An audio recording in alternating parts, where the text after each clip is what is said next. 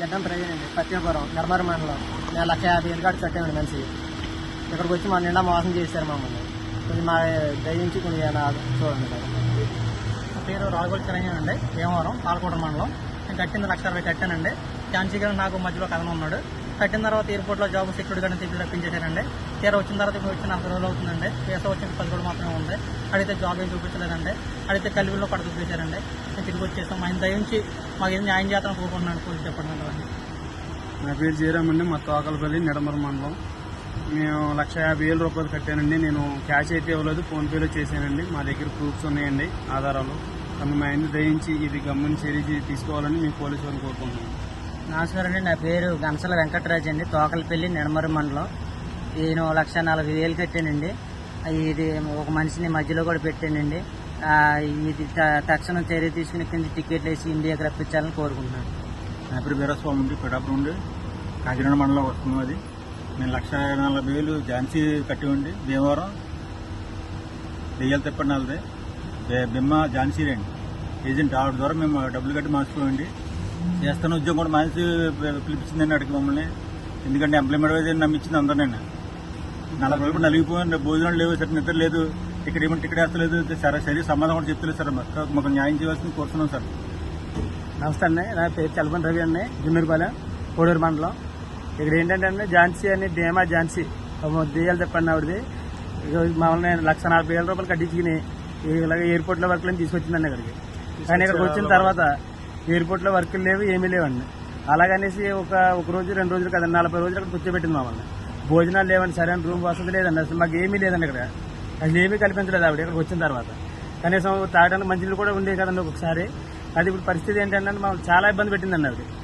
ఒక రోజు కాదు దగ్గర 40 రోజులు అలాగే ఇబ్బంది పెట్టిందండి. ఈ రోజుని వేదాలు అయిపోతున్నాయని తెలిసి ఏదో పనికిరాని పనికి తీసుకెళ్లి పెట్టేసిందండి ఈ రోజు రాత్రి. కానీ అదేంటంటే మాకు ఎవరికి సక్సెస్ అవ్వలేదండి, సెట్ అవ్వలేదండి ఆ పని. ఎందుకంటే జీతం కూడా సరైన జీతం కాదండి, కనీసం ఇంటికి 10,000 కూడా రావండి. అటువంటి జీతంలో మమ్మల్ని జాయిన్ చేసింది తీసుకెళ్లి. అందులో ఫుడ్ కూడా మాదేనండి, ఇంకా దాంట్లో తీసుకెళ్లి పెడతానని చెప్పిందండి. అది కూడా అవ్వలేదండి. రాత్రి మళ్ళీ మాకు అగ్రిమెంట్ లేవు, ఏమీ లేవండి.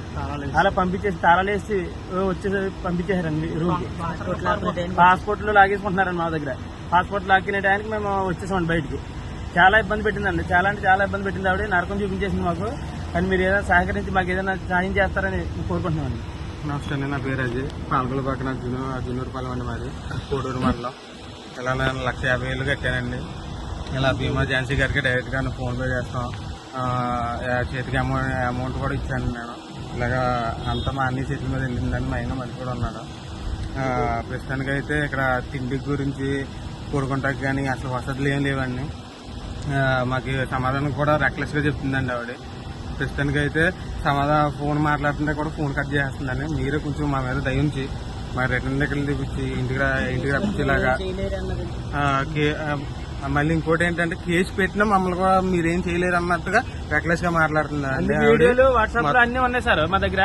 మొత్తం ఆవిడ వీడియోలు మొత్తం అన్ని ఉన్నాయి సార్. క్యాష్ ఇచ్చినవి కూడా మా దగ్గర వీడియోలు ఉన్నాయి సార్.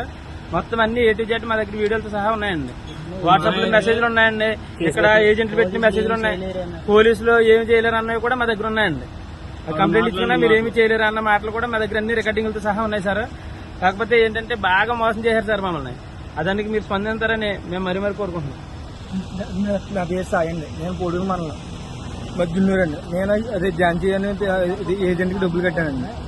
మొత్తం ఫోన్ పే చేశాను, చేతికి క్యాష్ ఇచ్చాను సార్. నా దగ్గర వీడియో ఉంది, వాయిస్ రికార్డ్ ఉంది, అన్నీ ఉన్నాయి సార్. ఏమన్నా అడిగామంటే సగంలో కట్ చేస్తుంది. ఇంకా ఇక్కడ ఫుడ్ రూమ్ అలాంటివి ఏం లేదు. ఇంకా ఇంటికాడ నుంచి కట్టుకుని ఇక్కడ రెంట్లు కట్టుకుంటున్నాం సార్. మేము 5,000 రెంట్ కట్టామండి ఇక్కడికి వచ్చాక. అసలు మాకు ఇబ్బంది చాలా దారుణంగా ఉంది సార్. మేము ఇంచుమించు ఒక 7-8 రూములు మారాం సార్ ఇక్కడికి వచ్చాక. మేము 10 రోజులు రూములు మాత్రం సరైన డ్యూటీ లేదు. మొన్న అదే అలాగే ఇంకో 2 ఉన్నారు సార్, ధర్మరాజు మహేష్ అని. వాళ్ళు ఒక ఆయన అయితే కొంత ఇందుకో మొత్తం ఫోన్ అయ్యి కూడా లాగేసుకున్నారు సార్, రూమ్ రెంట్ అయ్యి కట్టలేదని. వాళ్ళు కూడా ఏం జరిగిందంటే ఇంకా రూమ్ నా దగ్గర ఫోన్ కూడా లేదు, ఏమీ లేదు. నా దగ్గర బట్టలు కూడా లేవు. దగ్గర వారం రోజుల నుంచి బట్టలు కానీ స్నానం చేయడానికి కానీ ఏమీ లేదు సార్.